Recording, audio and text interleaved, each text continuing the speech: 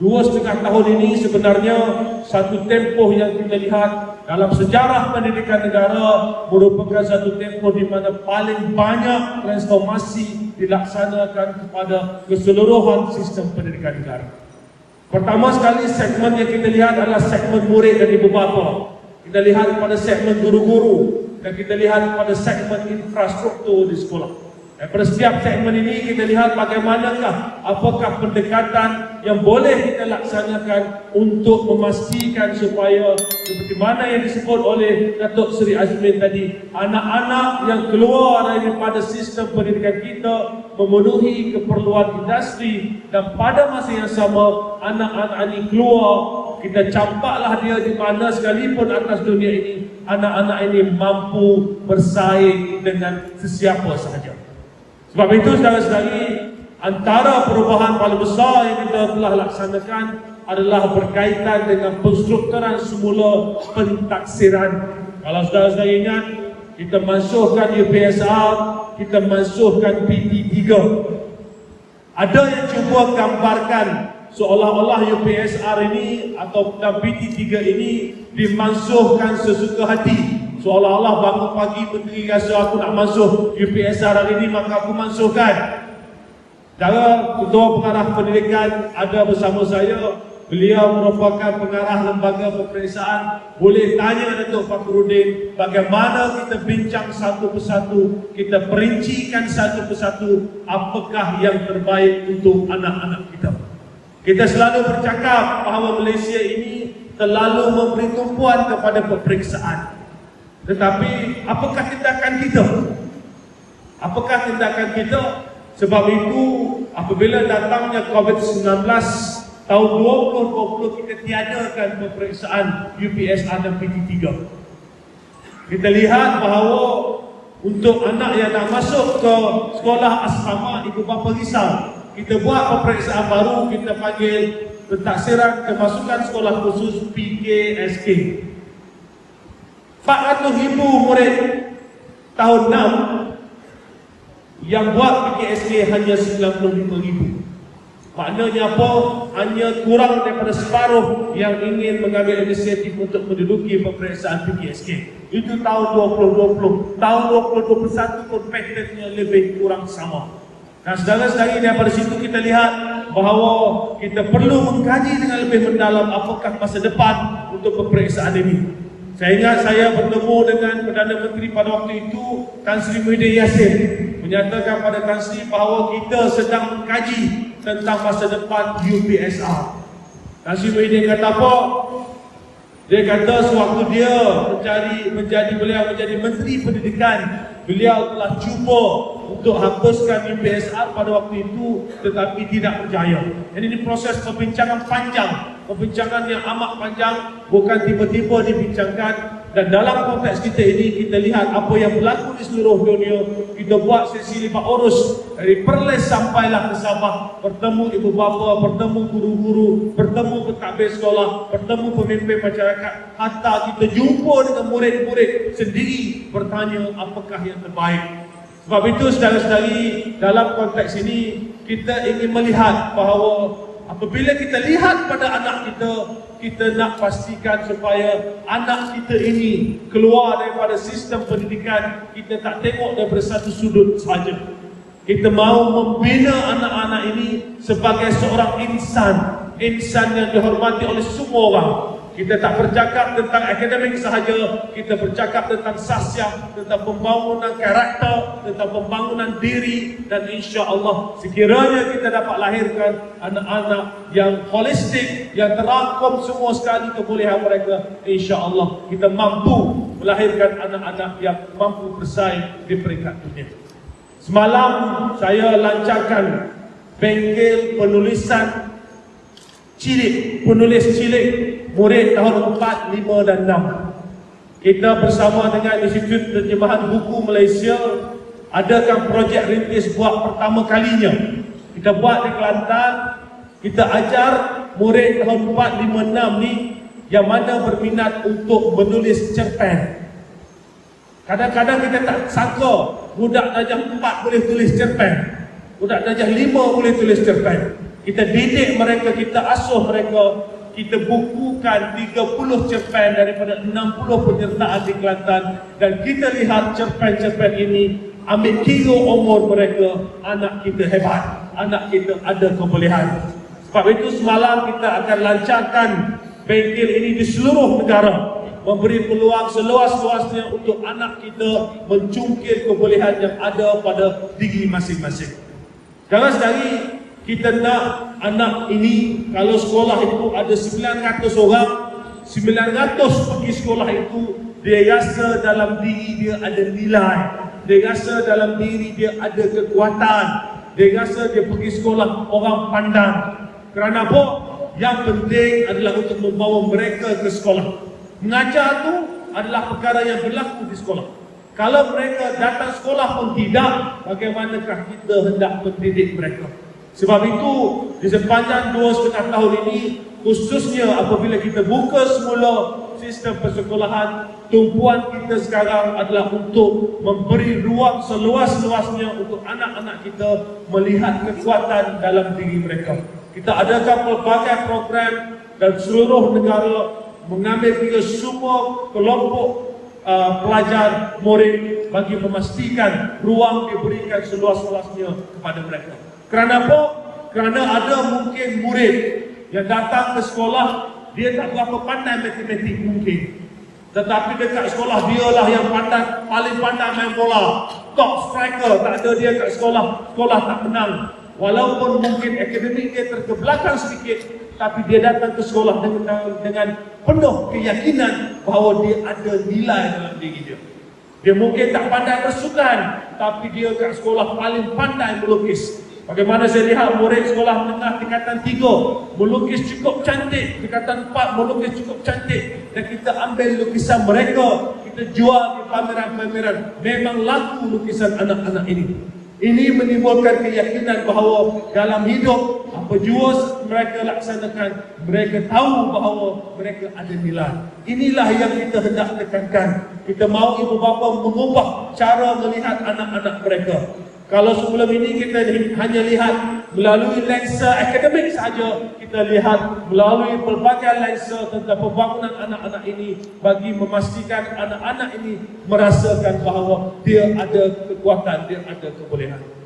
Nak bercerita tentang transformasi untuk pendidikan anak-anak, terlalu banyak kita laksanakan.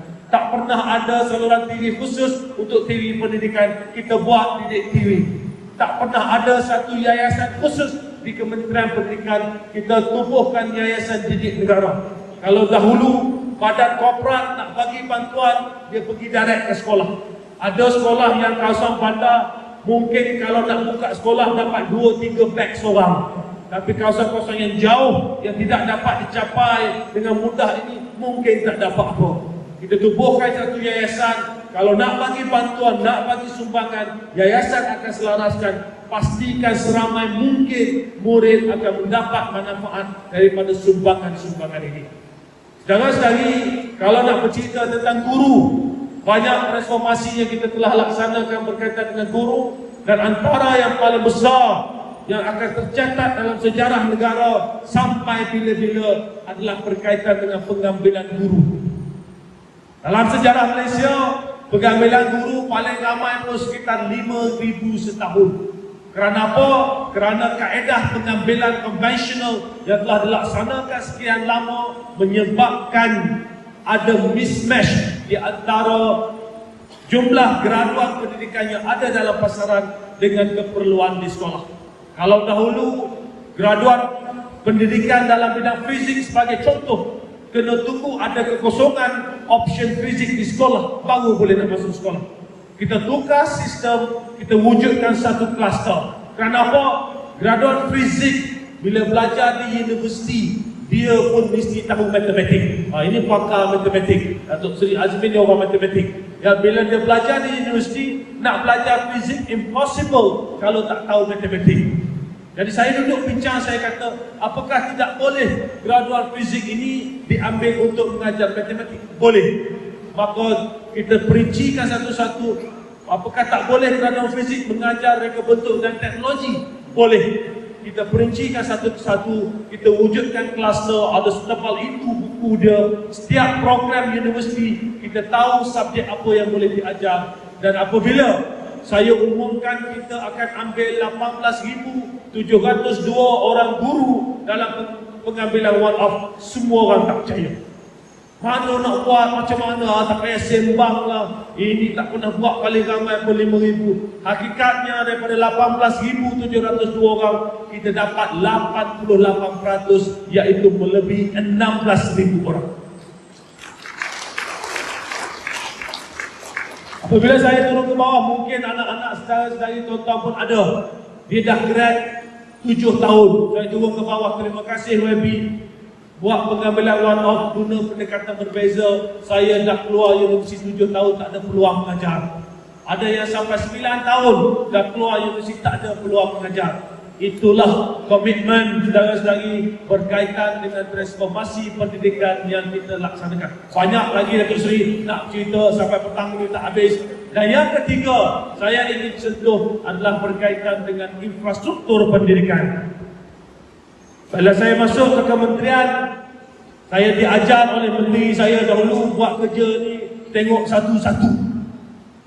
Dan apabila kita nak hantar senarai sekolah untuk kita mohon dalam rolling plan bagi rancangan Malaysia, kita teliti satu persatu, kita kaji satu persatu, kita lihat satu persatu. Kalau dahulu apa yang kita dapati, apabila saya turun ke bawah, ada sekolah yang dibina untuk kapasiti 1,200 orang murid, tetapi paling ramai masuk ke sekolah itu hanya 300 orang. Ada sekolah yang dibina kapasiti 900 orang murid, paling ramai masuk hanya 400 orang.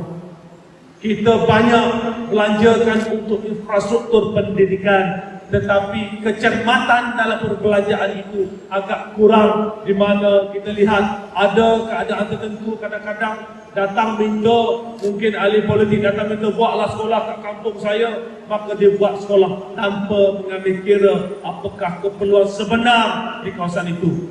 Sebab itu apabila saya masuk ke kementerian, kita tukar kaedah.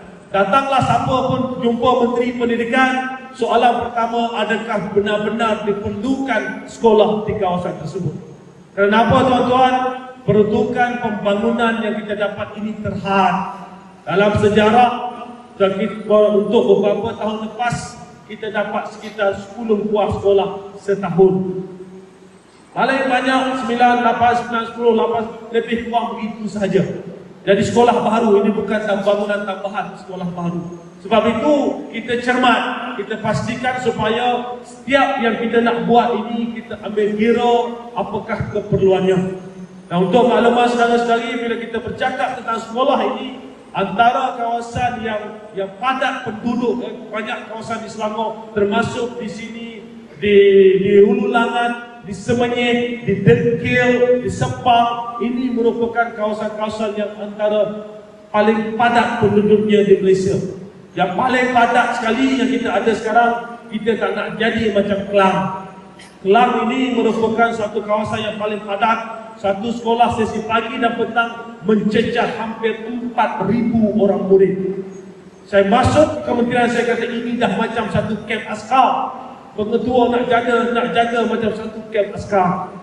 Dan bila kita lambat, apa yang akan berlaku? Nak dapat tanah sekolah pun susah. Bila lambat, kawasan semakin padat, khususnya kawasan-kawasan lama yang mana tanah tidak dirizabkan lagi, maka cabaran kita untuk mendapatkan sekolah. Sebab itu dalam konteks ini 2,5 tahun ini saya ada track record. Boleh cek track record bagaimana kawasan-kawasan yang sekolahnya padat sebelum ini telah diberi keutamaan dalam konteks pembangunan sekolah-sekolah baru. Ada sekolah yang terbengkalai. Dalam konteks ini kita beri keutamaan, kita siapkan sekolah yang terbengkalai. Kerana apa? Kerana bila terbengkalai terlalu lama, kos untuk membaik pulih yang terbengkalai itu sebelum disiapkan semula akan menjadi terlalu tinggi. Sebab itu dengan saudara Nur Azman, Datuk Mas pun ada di sini, kita usahakan supaya sekolah-sekolah yang terbengkalai ini dapat kita siapkan segera. Dan track recordnya jelas, banyak sekolah terbengkalai siap dalam tempoh setahun dua ini. Nah, antara yang paling kritikal sebagai contoh adalah sekolah di Bandar Sarjana Putra. Sekolah di Bandar Sarjana Putra ini sekolah dan anak siap. Sekeliling di kawasan perumahan, mak ayah tengok saja, murid-murid tengok saja sekolah depan mata. Kena hantar anak sekolah keluar pukul 6 pagi, keluar pukul 6 suku pagi untuk menghantar anak sekolah ke satu sekolah yang lebih jauh. Nah, alhamdulillah akhirnya beberapa bulan lepas mereka telah dapat menggunakan sekolah tersebut selepas kita baik pulih dan pastikan ianya tersedia. Ini track record kami. Dan tadi Datuk Seri Azmin sebut, apakah tidak ada untuk sekolah di Bukit Antarabangsa ini. Dan ini merupakan satu keperluan yang terdesak. Kita sedar bahawa jumlah penduduk meningkat dengan mendadak. Dan apa yang paling penting kita kena faham, nak buat sekolah ini, dia bukan buat hari ini siap minggu depan. Proses nak bina sekolah ini secara umumnya 2 tahun. Nak bina ya, nak bina sekolah. Belum termasuk proses-proses lain. Sebab itu projection yang kita buat, kita perlu melihat ke hadapan jauh sedikit untuk memastikan apabila berlaku pertambahan penduduk, bukan pada waktu itu baru fikir nak buat sekolah, kita buat lebih awal, kita pastikan ianya siap pada masa yang tepat. Dan sebab itu Seri Azmi sebut SK UK Sungai Sering ini dah daripada 2018. 2018 pertama sekali tapak tak kena, berubah ke situ, berubah ke sini, tapak kecil, tapak apa, dan akhirnya insya-Allah bila bos tanya selalu bila nak siap, bila nak buat SK SK UK Sungai Sering ini, selalu tanya pada saya, bekerjasama dengan pejabat daerah Gombak dan sebagainya untuk selesaikan urusan tanah, dan alhamdulillah urusan tanah telah selesai, saudara-saudari sekalian. Perjuangan saudara-saudari, perjuangan yang Muhammad Datuk Seri untuk penduduk di sini, insya-Allah kita akan realisasikan. Urusan tanah telah selesai di semua peringkat, dah ada tapaknya. Dan insya-Allah urusan pelantikan konsultan akan dibuat dalam masa yang terdekat, dan sekitar bulan November 2023 kontraktor akan masuk ke tapak. Dan kita jangka insya-Allah Datuk Seri bulan November 2025 penduduk Bukit Antarabangsa ini akan ada sekolah baru, insya-Allah. Ini bukan sembang. Ini bukan sembang. Kalau Razi Jidin ada di Kementerian Pendidikan lagi, confirm siap insya-Allah. Dan lagi, apa yang paling penting adalah kita letak keutamaan. Saya rasa kepimpinan kementerian amat memahami tentang priority list, yang mana kita kena selesaikan dahulu, yang mana yang kritikal, yang mana yang kita nak kena deliver. InsyaAllah 2025 kita akan lihat sebuah sekolah baru untuk penduduk di Bukit Antarabangsa. Tahniah saya ucapkan di atas perjuangan saudara-saudari, di atas usaha khususnya Datuk Seri Azmin Ali. Kalau saya boleh share, kongsikan mesej Datuk Seri dengan saya, boleh tengok macam mana dah siap ke Datuk, macam mana urusan tanah dah selesai ke Datuk, macam mana ni bila boleh masuk tapak Datuk, macam mana ni. Itulah dia kalau nak tahu pimpinan Datuk Seri Azmin Ali Adun Bukit Antarabangsa ini.